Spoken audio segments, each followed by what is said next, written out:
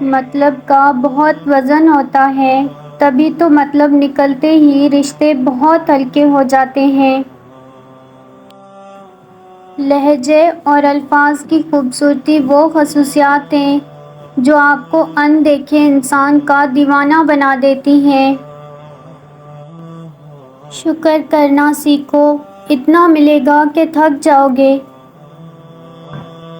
جب موت کا وقت آتا ہے تو ایک لمحے کی بھی مہلت نہیں ملتی۔ دعا کیجیے میرا اور آپ کا خاتمہ ایمان پر ہو، آمین۔ جو مزہ بخش دینے میں ہے وہ بدلہ لینے میں نہیں۔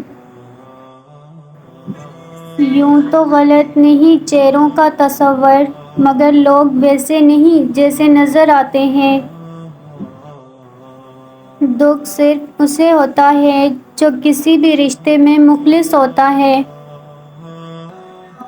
جب وہ راضی ہوتا ہے تو ہر چیز کو وسیلہ بنا دیتا ہے۔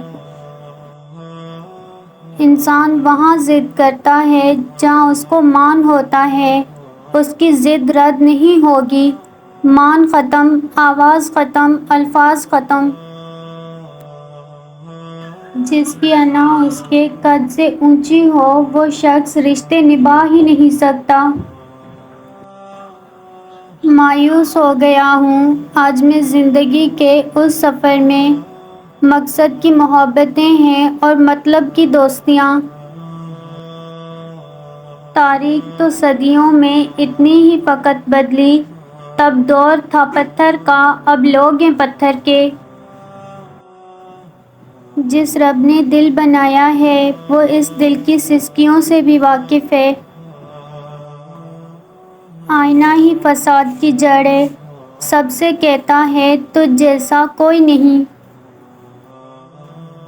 دو طرح سے چیزیں دیکھنے میں چھوٹی نظر آتی ہیں، ایک دور سے، دوسرا غرور سے۔ خواہشیں بادشاہ کو غلام بنا دیتی ہیں، مگر صبر غلاموں کو بادشاہ بنا دیتا ہے۔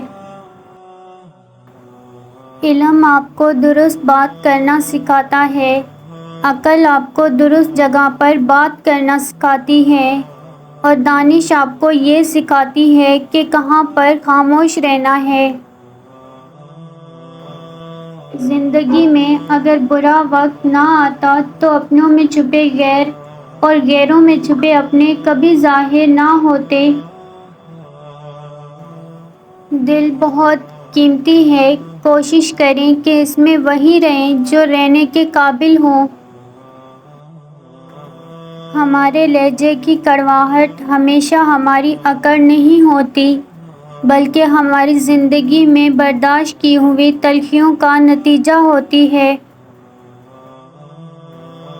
ہو سکتا ہے دنیا میں منافقت بازی لے جائے، مگر آخرت سچے لوگوں کی کامیابی کا دن ہے۔